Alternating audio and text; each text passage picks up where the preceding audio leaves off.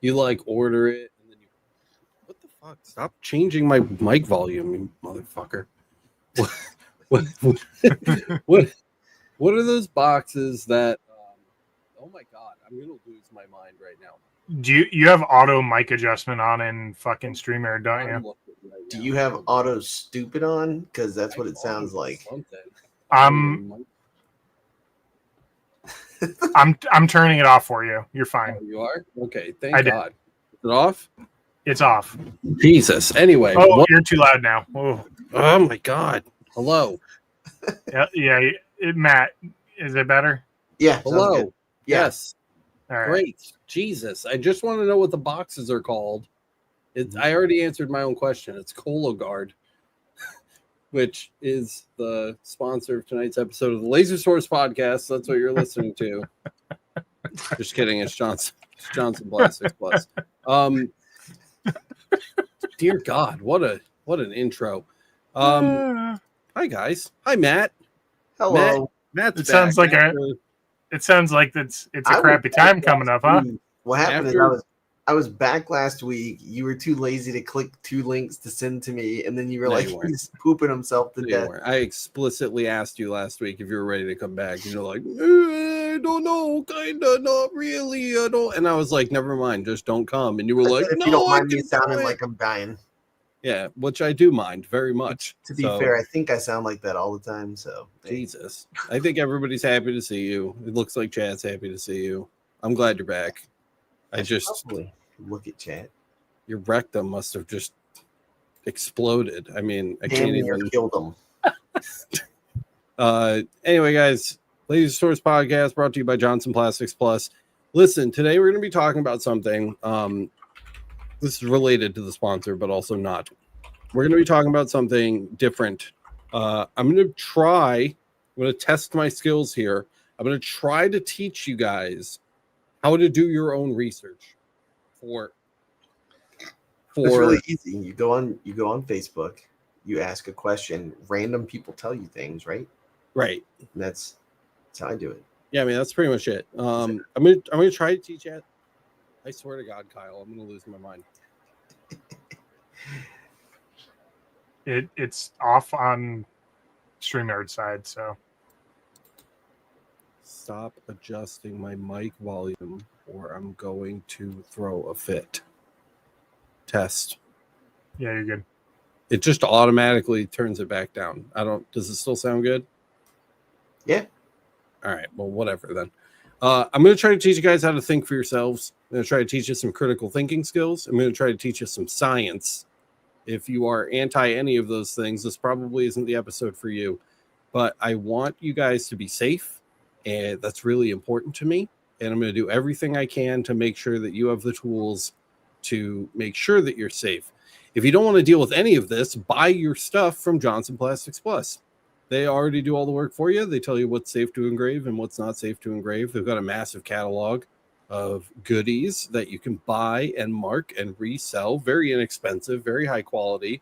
We've been using their stuff for a long time. If you're interested, there's a link down in the description. And coupon code YLR-ZDF saves you 15% off almost everything in the store. So if you'd rather just not deal with any of this, hey, more power to you. Go to Johnson Plastics Plus. Just buy your shit from them. Buy the stuff that says laserable, and then go to bed and sleep well at night knowing that you got something that isn't going to poison you. Would you sleep well then? For everybody else, I am recording an episode about this tomorrow. It's going to be, I have an episode on atmospheric scheduled. So here, I was just going to do this nice and early. Let's just do it now. Oh my God, I'm going to lose my mind today. I spent like an hour at work today trying to get Nugget a picture of like her family for her class. And my printer wasn't working. It's just like one of those days right now. Anyway, check it out, guys. Here's the Laser Everything channel. So the ultimate guide to laser processing is well on its way at this point. So we've got the intro video. We have our vision video, right? How to protect your eyes. This is all about goggles and safety glasses. We've how to protect your lungs. This is all about respirators.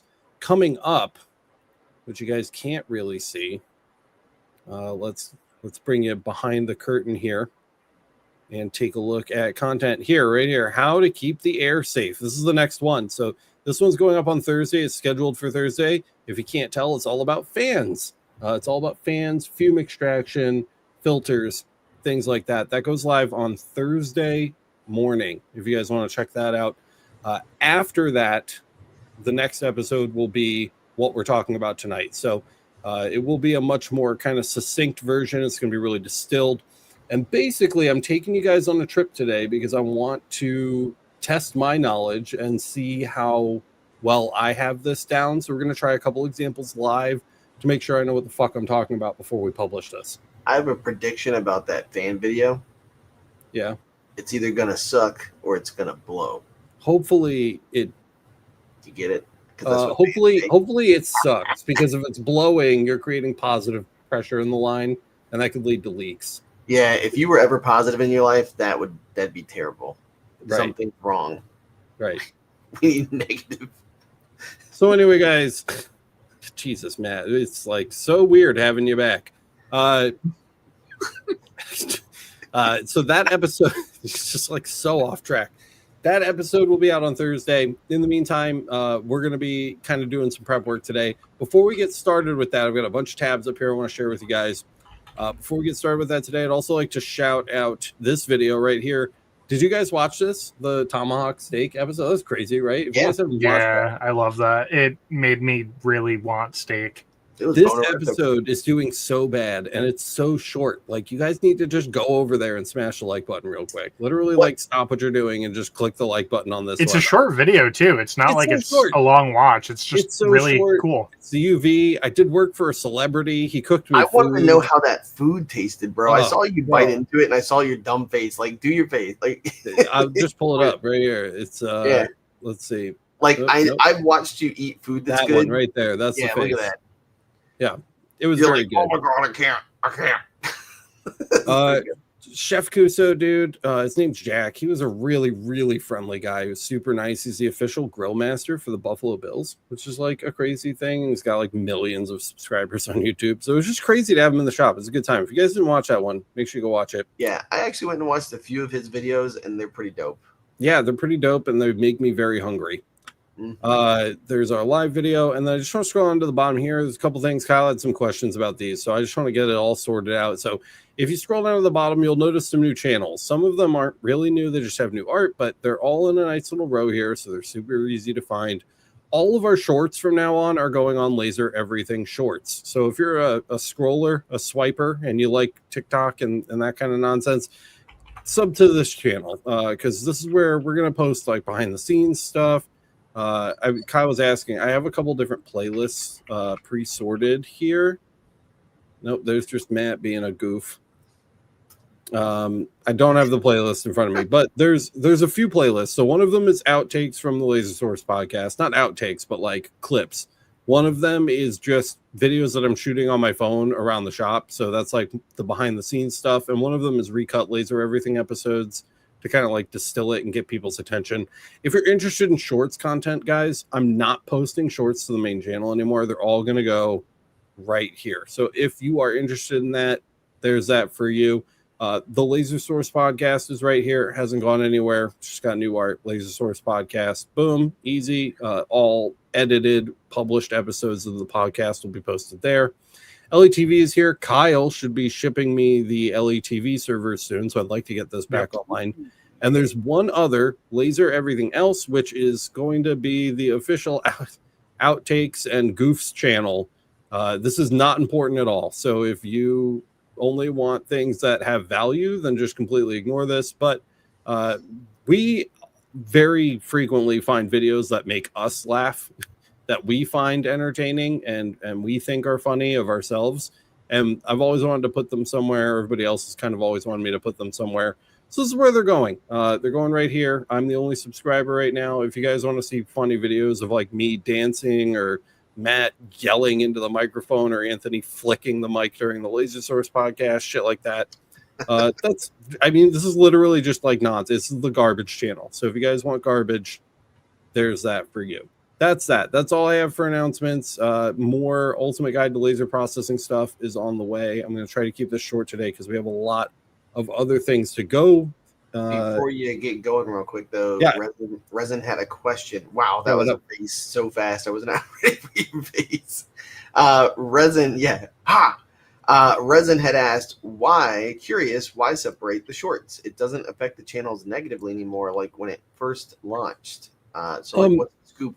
Yeah, so mostly the reason that I'm separating the shorts out is because I want to try to make more content specifically for shorts, and I'm finding it difficult with our upload schedule that we have planned for the Ultimate Guide to Laser Processing to upload the short content that I want to upload while uploading the Ultimate Guide content that I want to upload without them cannibalizing one another as far as views and metrics go. If you upload something and then you just upload something else right away, it always cannibalizes it. It's a big problem that we have here with that kind of stuff, and it's super frustrating. So rather than deal with it, I'd rather just separate out the shorts channel. A lot of the bigger creators right now that have way bigger followings than me are doing that. They're separating their shorts out into like a shorts channel, and they have their main channel. And plus it works for my brain. It's just kind of your OCD scatterbrained. Yeah. So having it separated out will make me feel better so that my channel isn't littered with a bunch of shorts in between like our actual content. So if you want long playlist, a lot shorter to dig through sometimes too. Like totally. If you want long form content, there's a place to go for that. If you want short form content, guess what? Now we have a place to go for that too. And if you don't want either of those things, you can turn on notifications just for the one you want. So like if you want to hit the bell icon for Laser Everything, but you don't want to get notified every time we post a short, you can do that. And you won't get bombarded with like shorts nonsense anymore. Same goes for the podcast. So if you just hate the podcast, obviously I'm not talking to the people here live with us right now, but if you just hate the podcast and you don't want to get notified about it anymore, that's part of the reason why we separated it out. Because we were publishing podcast episodes, the re-edits, and people were getting annoyed because they thought that they were like full Laser Everything episodes, and they weren't. So just giving it its own space, its own notification, its own like subscribe, and just keeping those things separate, I think is the best long term so that people can consume the kind of content that they want without getting the stuff that they don't.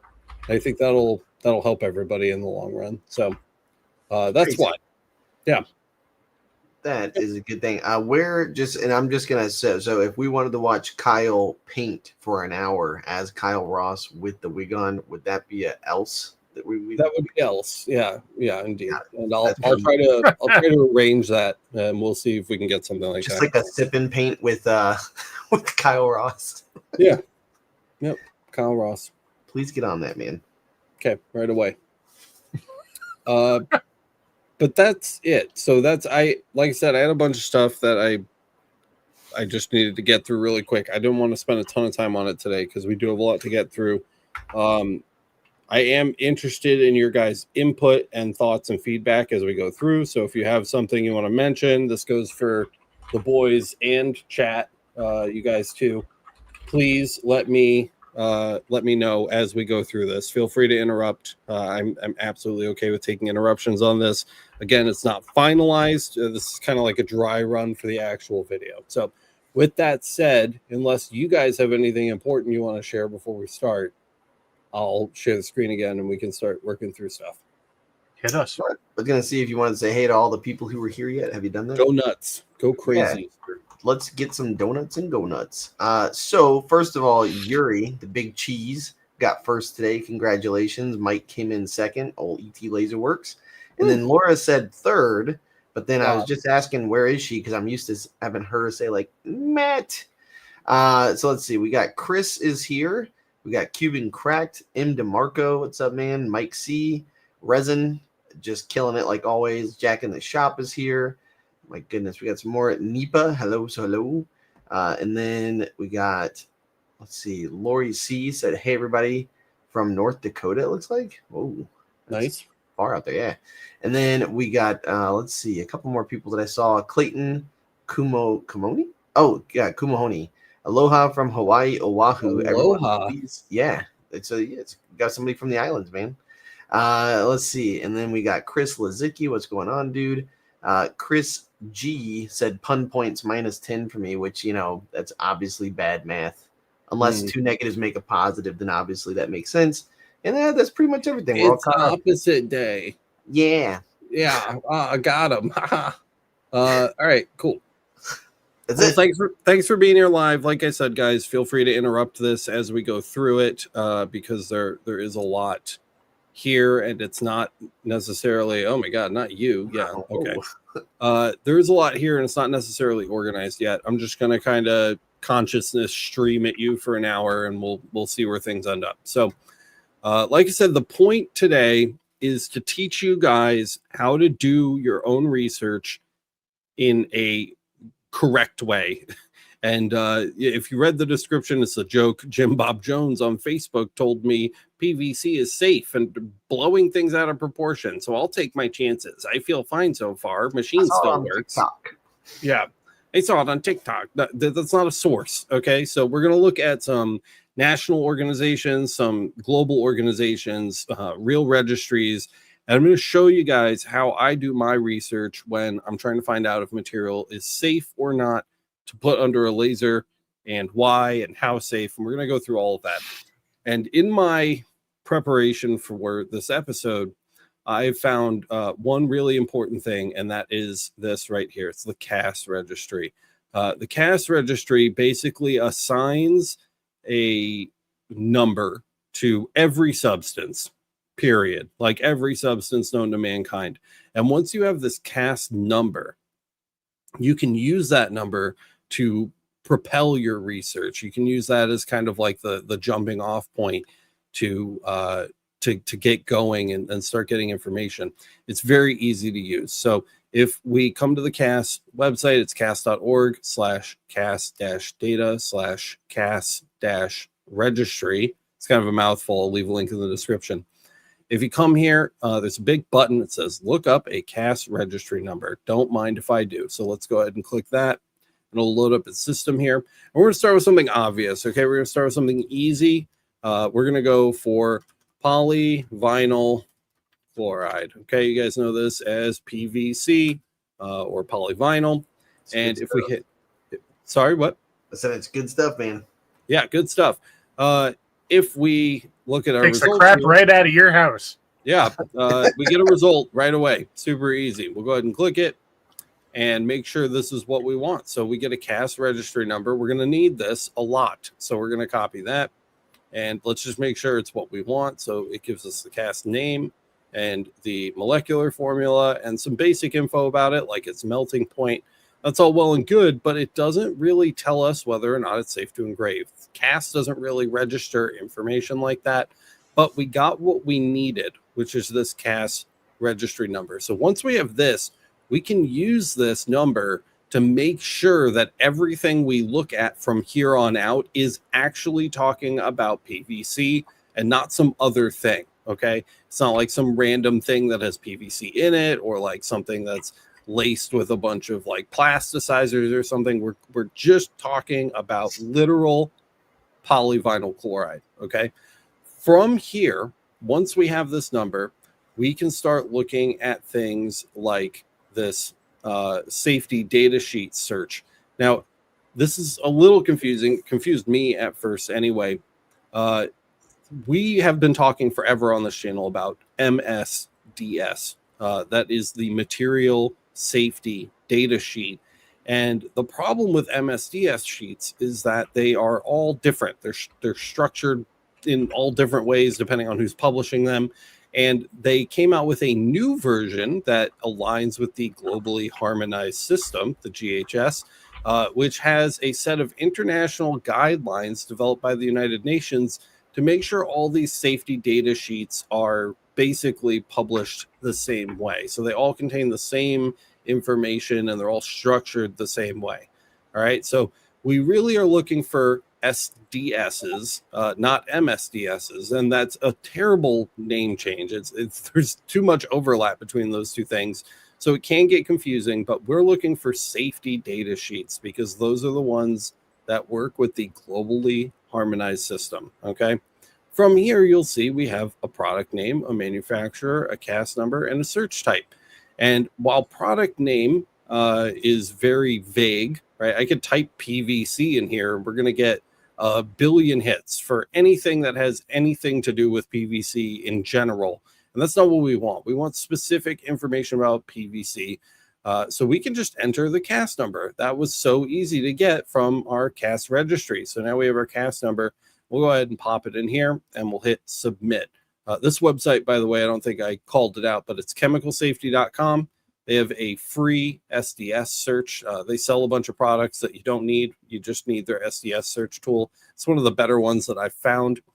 And from here, we can see a bunch of stuff. Okay, so there's a lot going on here. There's a lot to break down. I'm going to try to walk you through it. First is the product name. Now, the thing about safety data sheets are not the end-all, be-all kind of single source of truth on knowledge for chemical safety. Okay, what a safety data sheet is a legal requirement that companies who manufacture these materials have to provide, and the information they have to provide in the SDS is dependent on the context in which the manufacturing is taking place. So they're depending on the form of the substance or who it's being sold to or in the quantity it's manufactured. There are different bits of the SDS that need to be filled out. And we're going to talk about that a little more as we get into it. But the important thing to know is that SDSs are not some government regulated thing that is like a easy one size fits all lookup table for chemicals. You have to keep in mind that these are documents that are submitted by the manufacturers of these substances to governments to meet compliance regulations. Okay. And so here we have a manufacturer column, and you can see 3M, right? There's a lot of different companies in here that you're going to recognize, like Baxter, Aladdin Scientific, Aldrich, right? So we're going to see that come up over and over and over again. We're also going to see, and this is an important one, the revision date. Okay. There may be conflicting information as you move through these SDSs and you do your research. And generally, you're going to want to try to stick to the ones that are more recent over ones that are less recent. Now, PVC is very common, and so we're going to see a lot of entries for it here, but you may not always get a ton of entries, and you might not have that much of a choice. You just got to do your best. But if you have a bunch of results, you want to go for ones that are newer, right? The final thing that we need to keep in mind is the form that the substance is taking.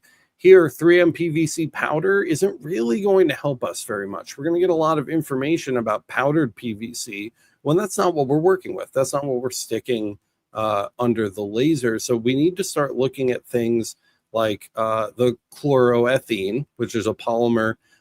It'd be even better if we could find something that is just straight polyvinyl chloride so that we know that we're getting something true.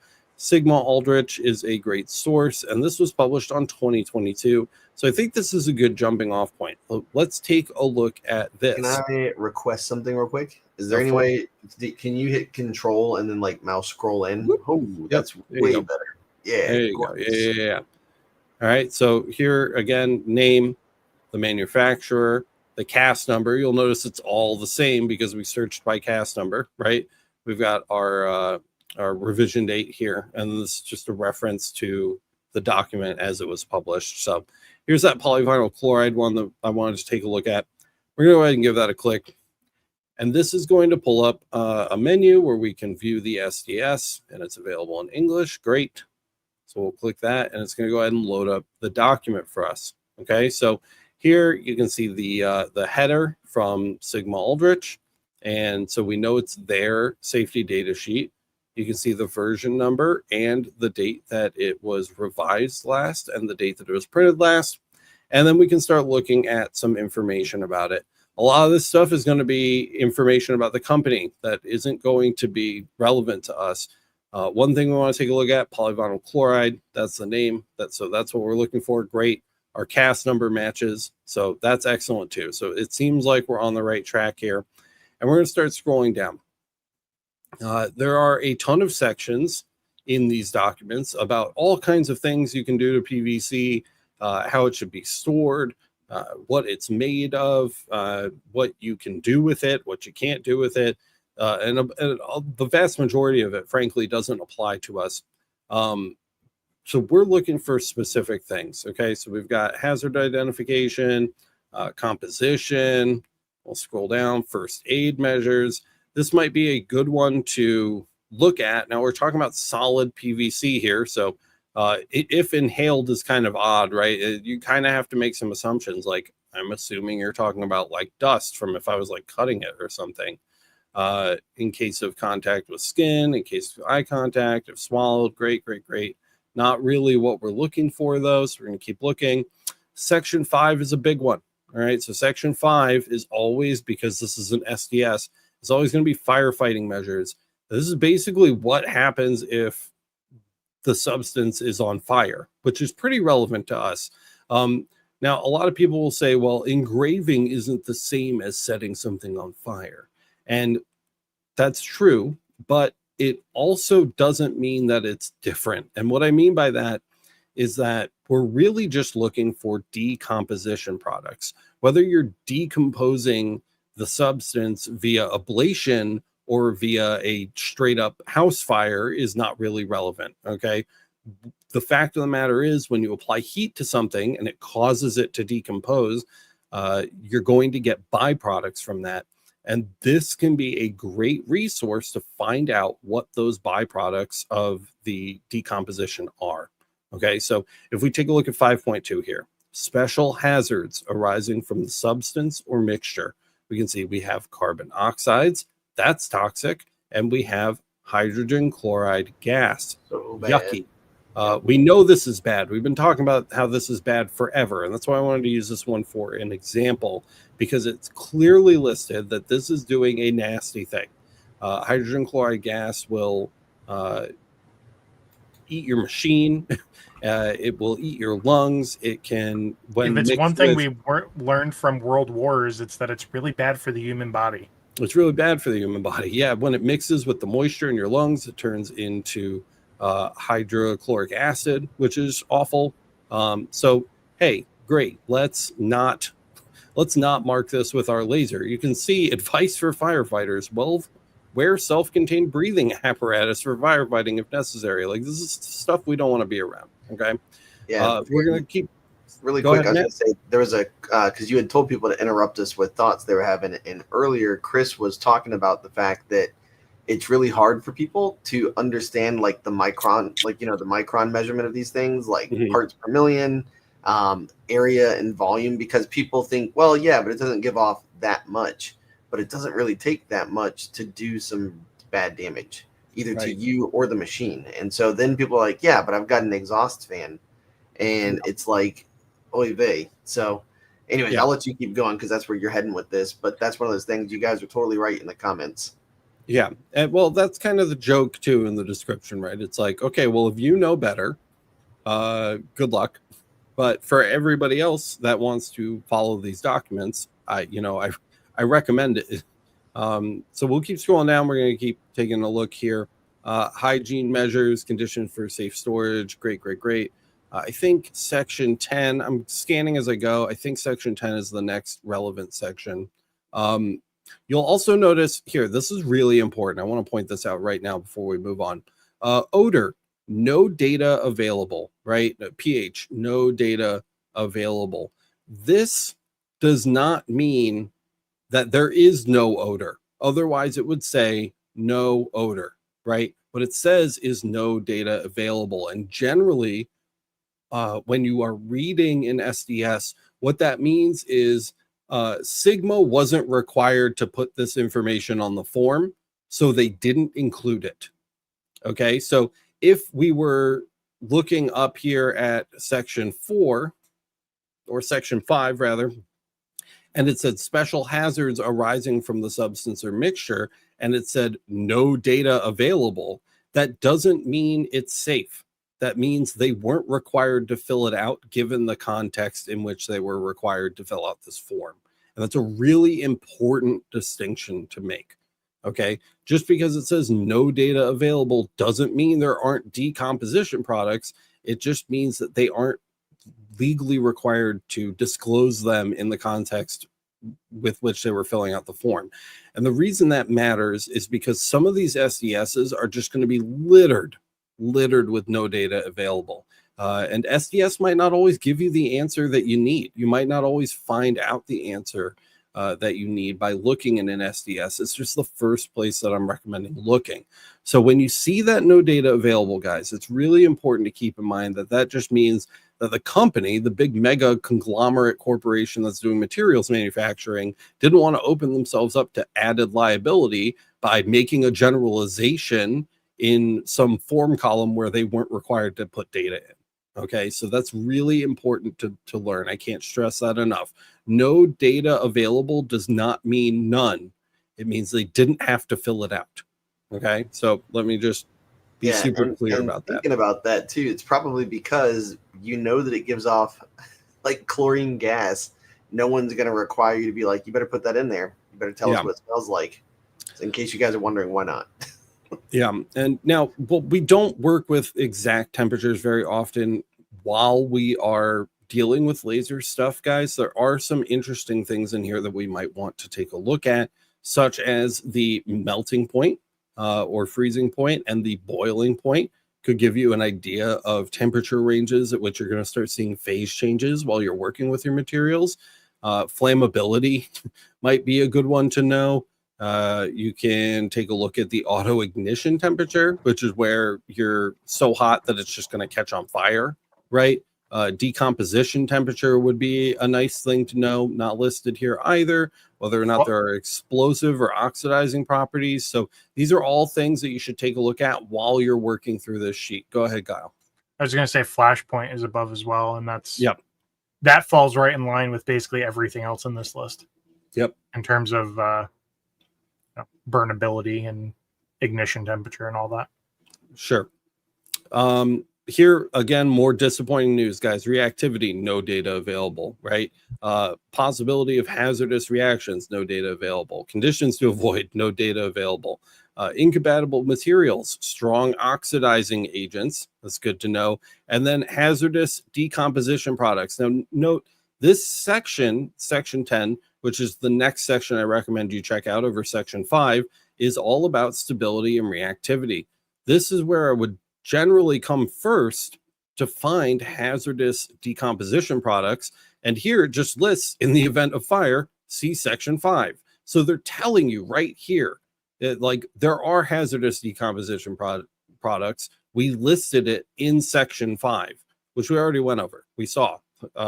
So they're pointing you back to the right direction. Okay, so just reading these, I know it's a lot of text and this can feel like a big wall, but it's written in mostly plain English for you. Okay, and acute toxicity, great. Oral, no data available, perfect. So this is basically, you know, it gave us a little bit of light, but it's not the most conclusive documentation.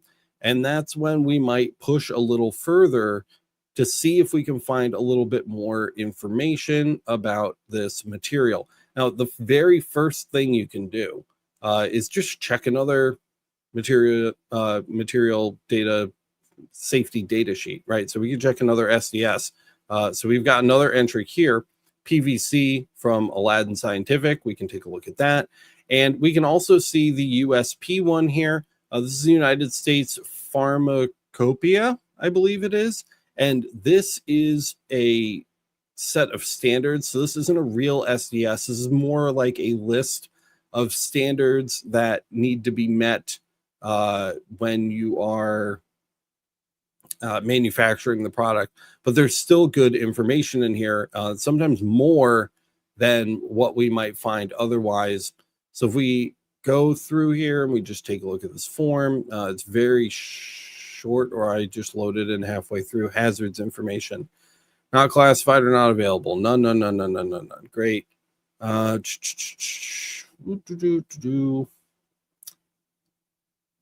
We do have more first aid measures in here, so that's nice to see. rinse with water, rinse mouth, great, blah, blah, blah, blah. Firefighting measures.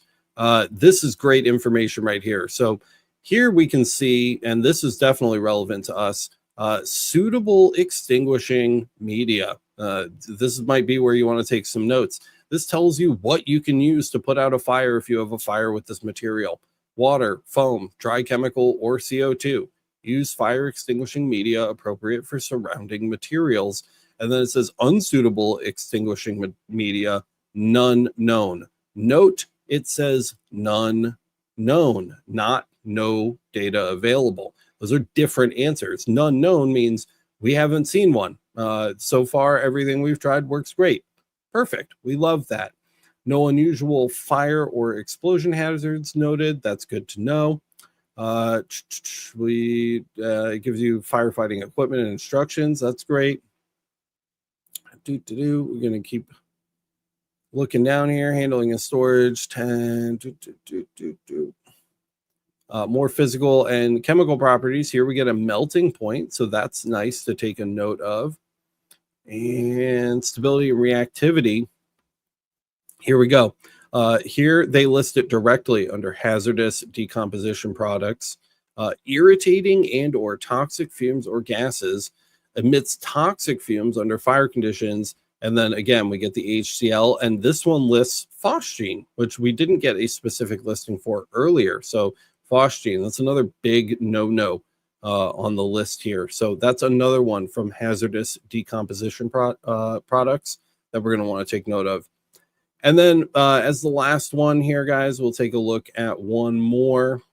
I think this is the right one, or is this the same one? I don't know. I'm going to have to let it load. That's the same one. Let's close this and take a look over here. Boop, boop. This should be the Aladdin one. Once it loads up. There we go. So here's Aladdin Scientific Corp. And we'll just scroll to what we need. So we've kind of gone through the motions here. So here, extinguishing media, again, another list of extinguishing media here that you can use to put out fires. Special hazards arising from the substance or mixture, hazardous decomposition products formed under fire conditions, nature of decomposition products not known, not useful. So thanks for that. If we scroll down, reactivity, chemical stability, and they're just basically being like, oh, well, we don't know. Okay, great. So this one, not useful. I would not take that as it's fine. I would take this as we didn't look. So just little things that you kind of have to, again, use the critical thinking side of your brain to break this down and decide like what is a solid answer and what is a non-answer. And I think that's really important going forward. Once we've kind of gone through, it's up to us to make a decision about what we think about polyvinyl chloride. And obviously the answer is it's dangerous. Don't set it on fire. But if we're still not happy, there's a few more things we can do. So the next one that I want to show you guys is the National Institute for Occupational Safety and Health. That's NIOSH. This is like a massive government agency for workers' health and safety. And you can very easily, in their online NIOSH Pocket Guide to Chemical Hazards, paste a CAS number in. It takes 2 seconds. You paste the CAS number in, and it will give you all the results from cdc.gov, as well as any relevant indexed information in regards to the CAS number that you pasted in. I don't see a returned result here, so I'm assuming it's not in the Pocket Guide, because usually that's one of the bigger links up at the top, not these general site results. So that's an F. We're getting a fail there, so we're not getting any results from the Pocket Guide to Chemical Hazards. And the last thing that I like to do, guys, is simply just paste the CAS number into Google and hit enter. And we can take a look and see what we get. And we get a few different results. Sigma Aldrich has one right here that we can take a look at, and we can accept on that so that it gets out of our face. And this looks like another link to some information about PVC from Sigma Aldrich, and they have some information here. Actually, I haven't been to the site before, so this isn't rehearsed. I'm just kind of looking around, and kind of interested to see. Looks like they're just trying to sell me PVC, which is interesting. Not, let's see, reference material. What can you guys tell me? I want more information about this. You guys are seeing it live. This is what I do when I'm doing my research. So we'll close that. This is an interesting website, Chemical Book. I've seen it a couple times. I'm debating on including it in the episode or not. You guys let me know what you think down in the description. But basically, Chemical Book is a giant database of just like a bunch of chemicals with a ton of information about them. The downside is that it is 100% Chinese. And so its suitability as a rock solid source is questionable, but every time that I've looked at this site, it's given me information that I've had to hunt really hard for on other sites, which is kind of a bummer. But if we come down here, hazard, we get decomposes at 148 degrees Celsius. That's new information we didn't have before. Evolving toxic fumes of hydrogen chloride. And we get some lower respiratory tract irritation, pulmonary functional effects, questionable carcinogen. So it does have some. I wouldn't use this as like a major source, but it might work well as a lookup table, even if you're trying to get something like a CAS number, or like they have the EPA substance registry system number. You know, different things that you can use to get more information about a particular substance. But I don't love it, and I've debated even including it in the episode. Santa Cruz Biotechnology. That sounds good. Let's take a look. Thermoplastic. Great. Let's technical information. Safety information for research only. Not seeing a lot in there. SDS. Here we go. Download SDS. Great. Let's take a look at this. So this is from Santa Cruz Biotechnology. And then we can scroll down and take a look at what they say. Specific hazards arising from the chemical thermal decomposition can lead to release of toxic or corrosive gases and vapor, including phosgene and carbon oxides. So that reconfirms that. And let's take a look at stability. And it says hazardous decomposition products, phosgene, and carbon oxides. A lot of the rest of this, it looks like there's no information available. But we're seeing the same thing over and over and over again from a bunch of published official documentation that's legally required on the part of the manufacturers. And that's a good sign. That means that we're probably getting information that's accurate. And so I'm feeling pretty good about the fact that we're going to see, HCl, phosgene, carbon oxides and things like that as a decomposition product from our PVC. And we can start this whole process all over again if we wanted to with a new thing. So we can just come back to the CAS registry, say we want to start with something new. We'll look up a new CAS number, something that's bad. Let's try ABS. And we'll search here. Don't even make me say the full name of ABS because I don't think I can say it without tripping over myself. But we get a CAS number right away. Perfect. Thank you. We'll drop it. Let's drop it in the pocket guide, see if we get a result.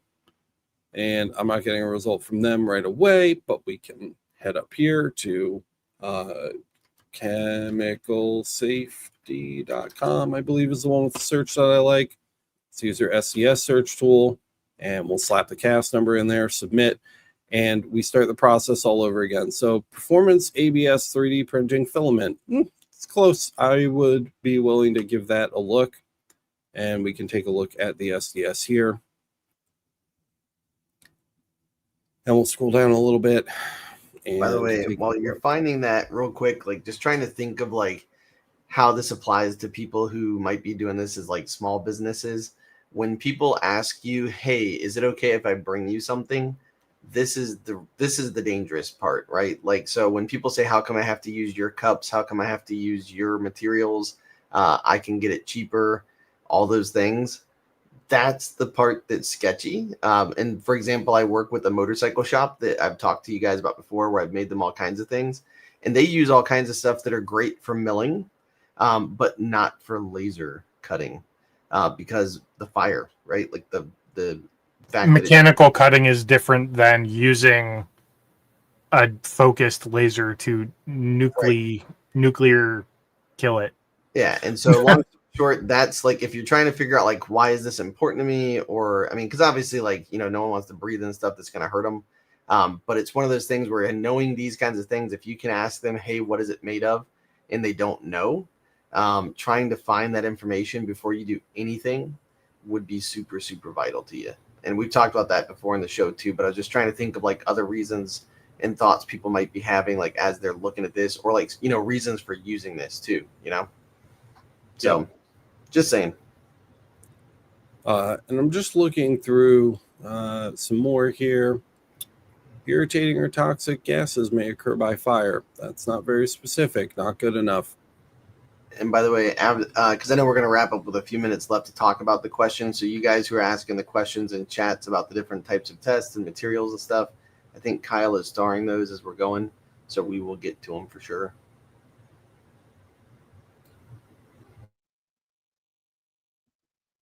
Like that. Let's take a look at this. Oh, this is another one that I'd recommend. It's the National Institute of Health, NIH. They have something called PubChem. You may know PubMed. PubChem is really good too. I got some great results from this one, looking for certain things, but not looking for others. So it really depends on what you're searching for. But here, we have a result here for the correct cast number.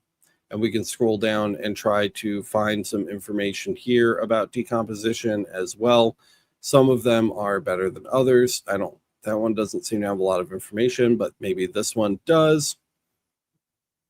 Note, this is for a tear polymer flame retarding, so it may be different than just like raw ABS, right? We don't have all of the information, or this is going to include things that may not be included in other documentation. So we have to kind of pick through it, and it requires reading and digesting as we kind of work through our lists here. Where was I?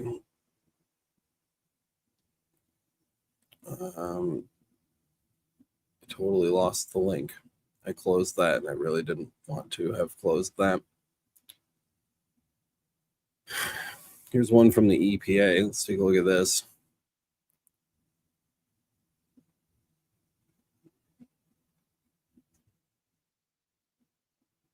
Not particularly helpful. That's another link to CAS.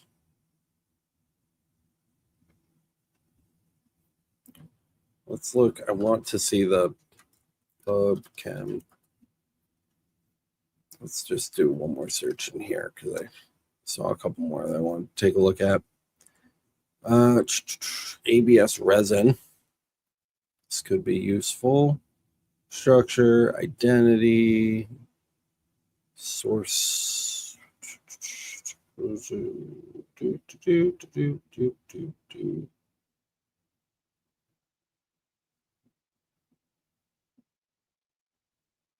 This can also be a good way to look up names and synonyms because all of these chemicals have a bunch of different names. So being able to search with different names can be helpful too.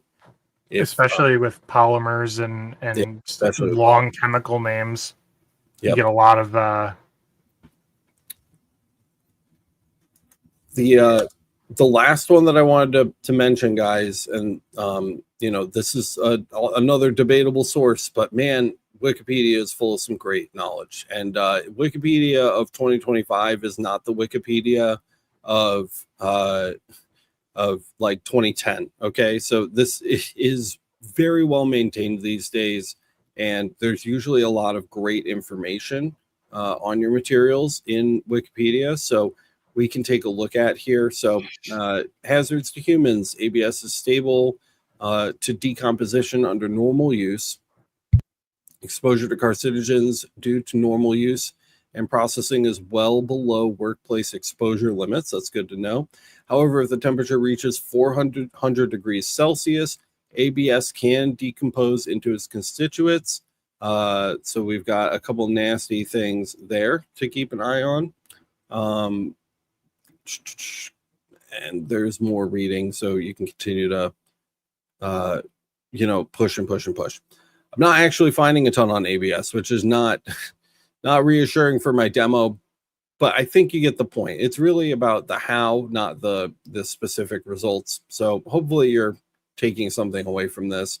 And I think that's kind of the rundown. I can't believe that I just talked for as long as I did. I feel like we literally just started the episode, but I do see you guys starring stuff, and I want to make sure we save time for that too, so I won't ramble on too long. Hopefully I can get this locked down to a teachable format before I have to start making the video. But until then, I'll let you guys take over for a little bit and chime in when I have to. Because it was funny. I was just reading about ABS because I've totally cut ABS a couple times, and like before I knew about all this stuff, like when I first got my little tiny laser, and I was just like, the good thing was that was when I had the shop completely, like I didn't have air conditioning, I didn't have anything except that giant Chinese exhaust fan that sounds like a fire alarm when it's going off, like wah!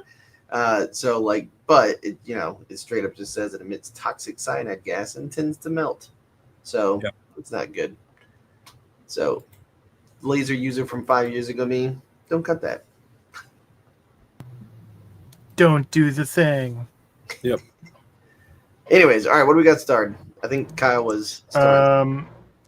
Chris wanted to just give some feedback that he finds the most relevant info for from the first aid and firefighting sections. And they're the first places he goes to start. Yeah. I agree too. Up to this point, anytime I've had to look up an MSDS or anything, or if I've recommended it to anyone else, even just the firefighting and fire sections at a minimum is where I start. Because honestly, if you jump to that, there's almost always a fire alarms that are going off in my head from that section of stuff not to touch. So. Yeah, and remember, and I'll just say this again because it's so important today, especially. It's not about whether or not there is a fire, right? I feel like I can't be clear enough about that. It's about the decomposition products of the substance. Fire just is a really common way that these substances are decomposing, but it's not about whether or not there is a fire. This isn't about whether or not your shop is on fire. It's about the decomposition products when you're destroying the substance and breaking you're into vaporizing a material with the laser, basically. Right. Whether you see flames or not, it's irrelevant. Is irrelevant. So we're really looking at the decomposition products and fire. The fire management sections of these documents just so happens to usually be one of the first places where those decomposition products are listed. And that is the important takeaway from this. So I just wanted to rehash that again since we brought it back up. Word. What you got next, friendo? Jack was saying, how good is the torch test? I have a sheet of magnetic material, unknown material. I get a green flame from heating a copper rod, putting it to the material, and bringing the copper back to the torch. And there was some feedback from that from other people. Chris said, Jack, best case, it's a good indicator by color of flame of where to look next. Sure. Torch test, you got to be careful of what gets off-gassed. And Jason, yes, torch test, you need to have basic understanding of material composition to do it safely. So, sure. Yeah. So really a torch test is only going to help you if you know what you're looking for and if you have some idea of what the material is to begin with. Yeah. And I mean, generally metals, right? I mean, like we're not doing a torch test on polymers, not or so acrylic. much. Yeah. So for metals, yeah, super relevant. But even then, you can't be like torching zinc or like that. So you do have to kind of have like a base knowledge of like what you have in your hand. I wouldn't just start setting random things on fire. Yeah. That's certainly a downside to not having a known material in your hand, right? Is Sure. you don't sometimes even know where to start. Sure. Well, and what's really nice too is like honestly, I don't think I've had too many people be really just like outright rude with me as customers when I tell them that I don't cut that. But I've had them say, "Well, why not? The last person I used did." Yeah. And it would be really nice to have this link, or at least these links, to have starred in your like favorites as markers, bookmarks, so that you can say, "That's a great question. Let me send you this, and here is why I don't. Please take a look at section 5.5, where it talks about how it's deadly when broken down by flame." Sure. And that's one of those things where it's really like, if people want to sit there and give you a hard time, you can, but that to me is a really professional and appropriate response to people who might be getting a little Karen-y. Just saying. And like, well, my last person did. And that's probably the only time I've ever had someone be like nasty, is they're like, well, the last guy did. And I said, they may have had a more industrial setup than I do. I value my health more than the last guy did. Yeah, and that's the thing. Like, I really don't have an industrial setup. I don't have air purifiers in here all the time. I literally have an exhaust, right? Like you see it back here. And then I have like just a house air purifier for small stuff, not like things that are sub 3 micron, which is basically where you start getting into the really dangerous stuff, which is also something that was mentioned earlier, where like knowing those particle size, knowing the correct filters to wear, which is a great reason to watch the video that's coming tomorrow. The other reality too is simply that most people don't look into the health end of things or the safety side of things before finding out the hard way sometimes. Yeah. And so the last guy might not care or even know to look for this stuff, which is part of the reason why we are so pushing it right now. It's so relevant and so important, because we don't want anybody in our community being the next person who has to give up their business because they decided to make crafts out of vinyl records and destroyed their lungs, and now they can't breathe. Right. And the other thing is, they might not, they honestly might have a different cutting way. Cause like, well, I found a company online that does it. They might say that it's laser cut, but I've also seen like that record. I remember way back when like they were laser cutting records to like make some kind of QR code or whatever. It was like some gimmick thing that was like, it was like the hot product of the month, remember? And it came on the channel. And what I ended up finding out is they weren't actually even using a laser to cut the PVC. They were actually using different tools to cut the PVC, and then they were laser cutting the acrylic that went on top of it that had the QR code that people would scan. So literally the laser cutting had nothing to even do with it, but it said laser cut custom pieces, which is not a lie, but it was definitely like a bending of the truth. So, that's when someone who's like, oh, I know my buddy Matt's got a laser. He'll do this for me cheap. I've even got the record. And just like Chris said down there, when I get people who say the last person did it, I ask them, how long is that person going to live? And that's also where you can send them right back to that person. Hey, I'm really glad that you know someone who can do this. If you could share their info, I'll send people who want it. I'll send that person business all day. I think like ultimately there are just people that don't care and won't care. No. And it's not, you can't convince everybody, and that's fine. The best thing you can do is take care of yourself. The last couple videos I've published to the channel have been exclusively about safety and just like, general safety guidance and information, and they have performed terribly. People don't click them. People don't want to know. People don't want to hear it. And that sucks. That's unfortunate, but I feel like starting the ultimate guide to laser processing really had to start with that kind of information. We didn't do it last time. We totally skipped safety. We've never really published videos about it before. We talk about it a lot on the Discord. And we just don't, I haven't really jammed it down anyone's throats yet. And this time I really felt like I needed to do it. But the reaction by the audience speaks volumes. And so if you can share that video with somebody you think it will help, by all means, you can try to do that. But some people just won't be convinced, and that's okay. The best thing that you can do is just make sure that you're taking care of yourself, your workplace, your household, your family, your environment, because at the end of the day, that's what's important for you. So I'd encourage you to do that. But yeah, man, it's just that's just the way it is. It's just the way it is right now. Word. Yep. So I don't know. Hopefully you guys got some value out of that. Like I said, I'm gonna try to distill this down into something short. God knows how. It's very long-winded as it is right now, especially with me trying to kind of figure my way through it live. I need to have like set points and set pages where like I know what answers are going to be where when I'm demonstrating it. Unfortunately, that's just not the reality. You guys see me struggling with it here live now on the show, and that's because doing your own research is a struggle. It's hard. You need to put in effort. It's not just laying out ready for you to lap up. You have to go and look for it, and it's not written in a way that the average person is going to consume comfortably. You have to put some effort into digesting that information, and it's just a lot more effort than I think the average person is usually willing to do.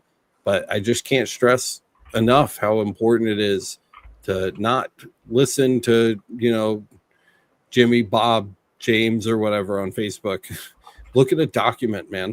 Like they're out there. You just have to look at them. They're written by people that are immensely more intelligent than us, and read what they say and take it to heart, because it's it's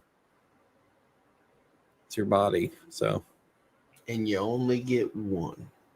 It's about all I got to say about that.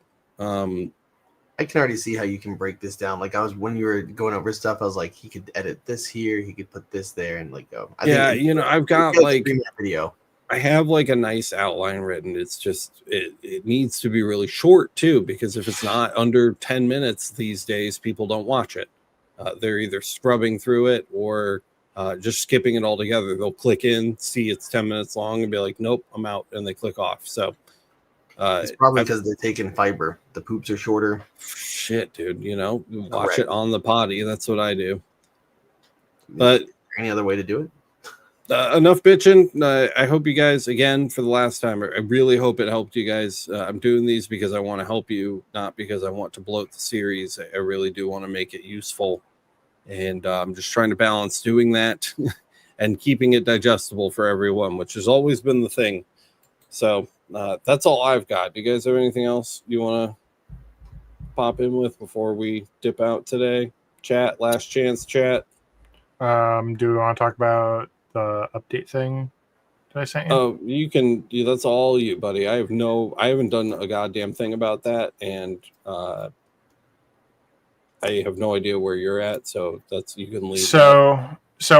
We did have somebody reach out on the LMA today who was asking about the CO2 Galvo library. So if you haven't looked or you don't have a CO2 Galvo, this probably doesn't relate to you, but for the people who have been looking at it or don't know it's there and could use it, the original CO2 Galvo library that Alex made is up on the LMA, has been for I don't know how long, but long time now.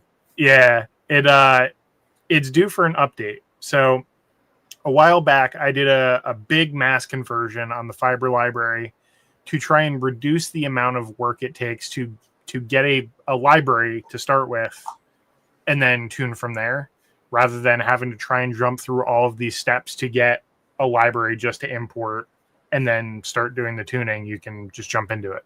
Well, it was brought up to me today and it got put on my radar. I don't remember who asked, but if it was you, it was you. It was put on my radar, so I spent some time today, this evening, doing a couple of the conversions for some common setups for 30 watt, 38 watt, and 60 watt tubes. of varying common lens sizes. Nothing crazy. I didn't go nuts like I did on the fiber one because there just aren't as many combos out there. But it'll get you started for now, and we will have probably an update at some point to the material library list. But for the time being, it'll make ingestion and getting started a lot easier. So you can just take that library, import it into Lightburn, and you're good to go. Correct me if I'm wrong, Kyle, but I feel like the conversions are far less important on CO2 Galvo. I feel like it's much more static and linear of an adjustment than when you're trying to manage adjustments for like the fiber. So you don't need to be as exact with those conversions. You just need to be close. And generally, I mean, I feel like that's going to do the job. Usually, yeah. Especially because, like, if you think about the common things that we're doing on CO2 Galvo, we're basically doing cutting boards or ready-made wood products or cups, like coated stuff. So realistically, the coated stuff, because you're not going to be ablating metal, you're typically not going to be destroying the surface unless you're really overdoing it. And like singeing the soot into the surface of the metal or something. Or like warping it with heat. So yeah, I totally agree. There might be some variation from source to source with frequency, maybe, but so like Davi tubes go from 1 kilohertz to 25. I don't know what coherent is, but then you got Synrad and some other stuff. But for the most part, I mean, it should be not nearly as horrifying as like fiber and way, way, way better than UV. Yeah. But okay, good update. There you go. Yeah. I'll make an announcement when they're posted. Yeah. So those will be coming. Coolio. Nice, man. All right, cool. Well, Matt, I'm glad you're back. Kyle, thanks for the update. Everybody else, go watch the new episodes. Smash the like button, leave a comment on something, especially on those newer channels. If you guys want to help us out, we could really use a hand right now. We have separated a lot of stuff out into new channels, and that comes with starting fresh on a bunch of new channels. So if you're bored after the show, go leave a couple comments and smash a couple like buttons, because that helps us out big time trying to get a foothold with the new channels while we're getting them populated and getting them filled up with goodies for you. And I think that's all I've got. Thank you so much for watching. I love you all, and we'll see you in the next one. Bye. Adios, amigos.